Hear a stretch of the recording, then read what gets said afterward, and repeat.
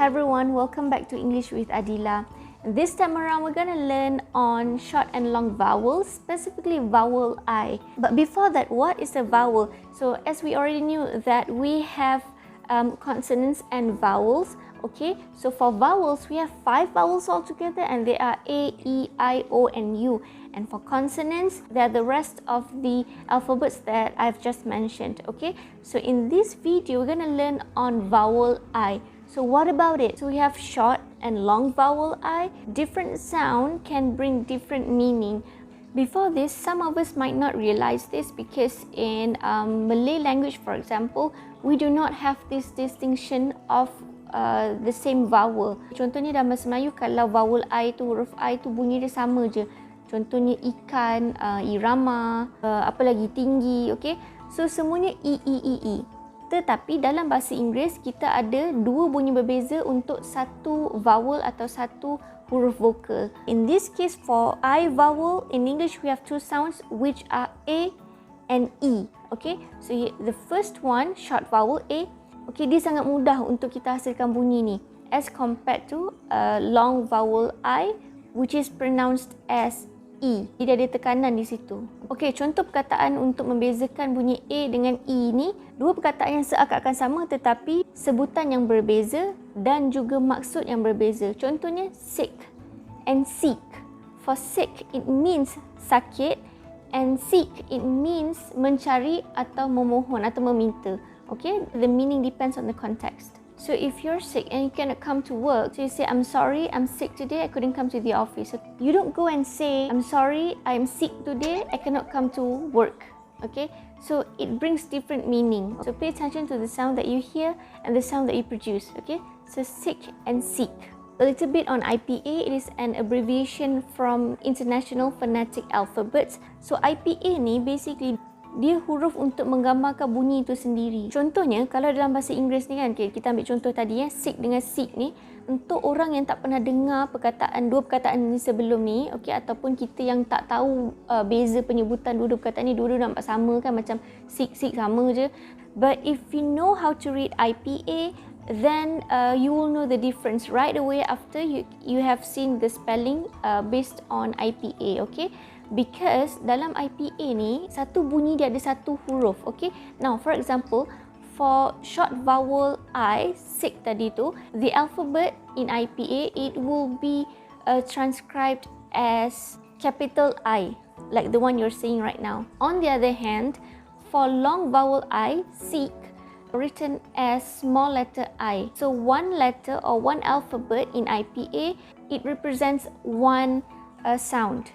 Okay, that was a little bit on IPA. Don't get confused, okay? It was just a little phonetic lesson there. Basically, this whole lesson is on phonetics, okay? You can improve your pronunciation. But it was just something technical for you to learn on, okay? Just a little bit.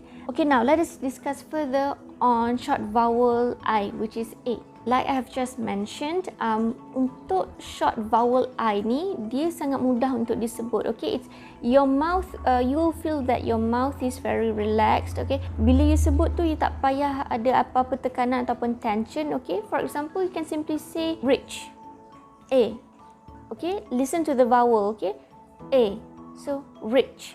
Now try to practice these words: rich, sick, fill, fit, chips, sit.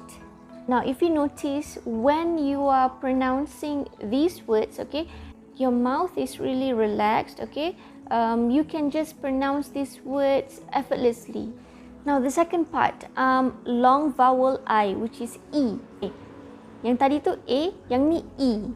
You can really hear the E there, okay? There's tension in your mouth when you're saying it. For example, reach, seek, feel, feet, cheap and seat. Now when you're producing these words, you might notice that you need a little effort to produce the sound as compared to a short vowel I just now, okay? For this one, there's a little tension in your mouth if you notice, yeah, but that doesn't mean that it is impossible for you to produce the sound, okay? You just need to realize that there's actually a difference between the 2 sounds, okay, for the short and long vowels, okay? So for the short one, it is easier for you to produce, which is A, and long one is produced with a little attention, which is E. Okay, another example would be ship and sheep. Okay, ship kapal, sheep biri-biri. Okay, macam mana kita nak bezakan which is which? Okay, kalau kita membaca dalam spelling ya, kita boleh nampak kalau short vowel ni dia selalunya huruf I di tengah-tengah perkataan tu. Okay, for example sick, sit and feel, for example. Okay, so semua ni I dekat tengah-tengah ni. Okay, selalunya macam tu. Okay, but there is also an exception in some cases. For example, in the word unique, U-N-I-Q-U-E, walaupun ada huruf I di tengah-tengah perkataan tu, tetapi yang ni memerlukan penyebutan dengan long vowel. Unique, you don't say unique. Okay, you say unique, ada tekanan di situ. But of course there is a special case. Okay, usually the huruf I dekat tengah-tengah, so that requires you to produce the sound with a short vowel. Okay, so A. And also sometimes it's not just huruf I, sometimes it can be Y. Okay, sebab huruf Y apa sebutan dia sometimes macam I kan, E ujung dia. Contoh perkataan ability. Okay, so you don't say ability, sometimes it's the Y at the back. Okay, it is pronounced as A. So you say ability, it's a short one. Okay, it is pronounced with a vowel I tapi short vowel I. Okay, on the other hand, for long vowel, selalunya perkataan-perkataan ni dieja dengan double E, okay, EE or EA. For example, feel and reach. Okay. Okay, now to further illustrate the difference between words that may sound or seem similar to one another into a sentence. Number 1, rich and reach. She is so rich that she cannot be reached. Number 2, fill and feel. He feels that he needs to fill the tank. Number 3, fit and feet. Those shoes can fit her feet nicely. Number 4, chips and cheap. A bag of chips is so cheap. Number 5, sit and seat. He is sitting on a seat. Okay, now sedikit selingan. Apa beza sit and seat?